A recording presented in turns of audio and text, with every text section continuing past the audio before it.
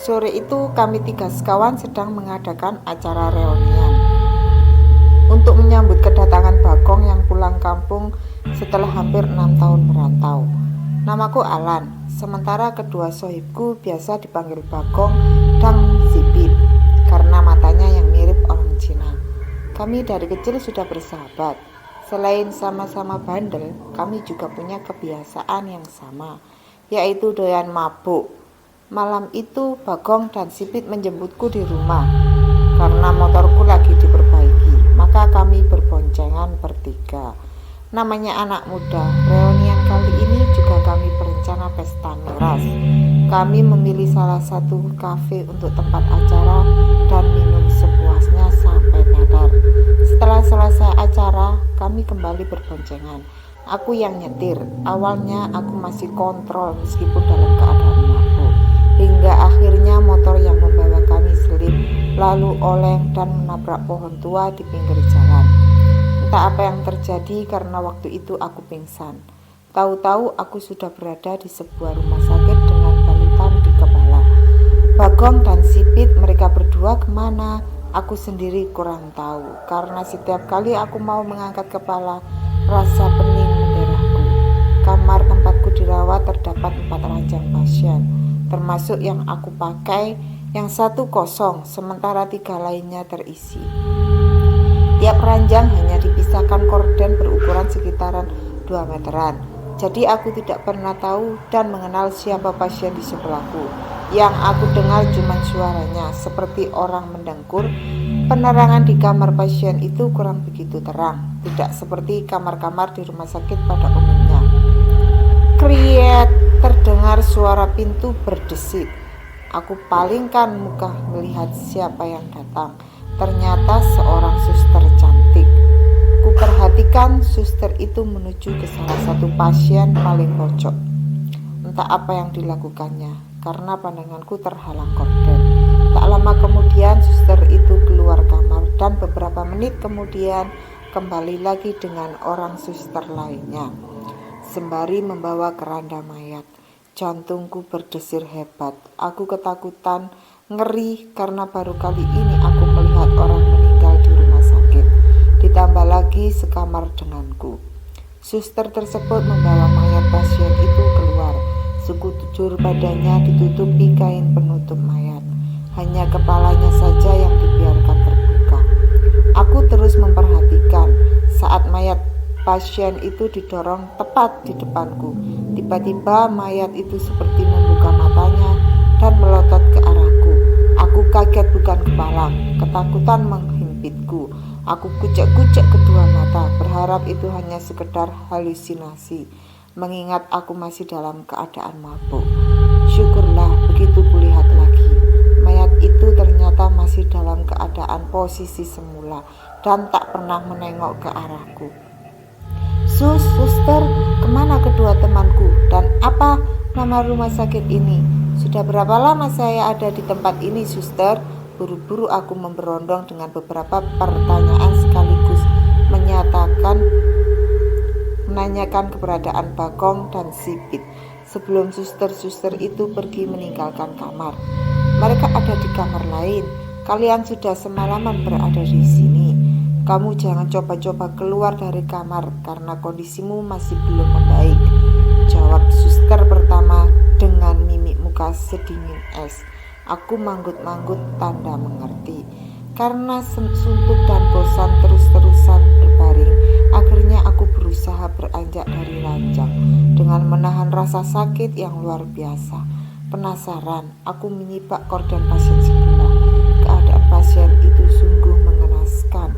Mukanya penuh luka, sebagian hidungnya terlihat tulang dan kulitnya entah kemana.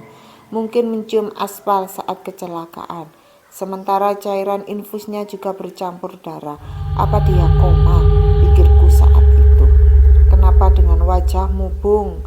Aku bertanya. Tapi pasien itu tetap diam, tak bersuara. Aku mengerutkan kening, lalu berjalan menuju jendela kaca. Aku melihat suasana di luar ruangan. Yang terlihat hanyalah kegelapan. Aku tak melihat adanya cahaya penerangan lampu di luar sana. Mungkin masih malam, hiburku dalam hati. Aku tapi gagal. Memori otakku seakan hilang. Tiba-tiba bulu kudukku meremang. Telingaku mendengar suara yang memanggil-manggil namaku. Alan, Alan, keluar kamu, keluar dari rumah sakit ini. Beberapa kali aku mendengarnya. Aku beranikan diri mencari asal suara itu. Sepertinya dari luar kamar. Perlahan tanpa menghiraukan rasa sakit, aku nekat melanggar aturan suster cantik tadi. Aku harus meninggalkan ruangan ini. Anehnya, rumah sakit ini terlihat sepi saat aku melewati lorong-lorong koridor. Kulirik tiap bangsal, memang terdapat pasien. Tapi di mataku pasien-pasien tersebut seperti deretan orang mati. Perasaanku mulai kacau. Aku ketakutan luar biasa. Dalam benakku saat itu aku harus pergi dari tempat ini. Langkahku semakin cepat. Aku berusaha mencari pintu keluar. Karena tak ada seorang pun yang bisa kutemui untuk sekedar bertanya. Seperti berada di ruang kaca.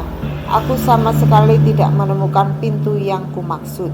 Aku selalu kembali di koridor yang sama. Begitu seterusnya, sedikit bernafas lega. Begitu aku melihat ada dokter jaga yang muncul dari lift.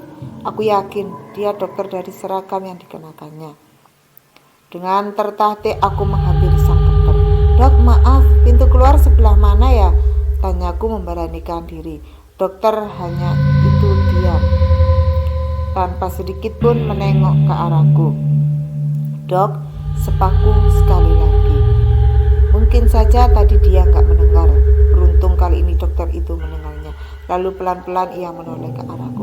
Astaga, wajah dokter itu sangatlah menakutkan.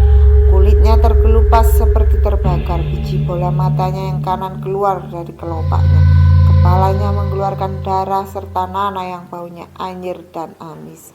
Nafasku tersengal serasa di ujung.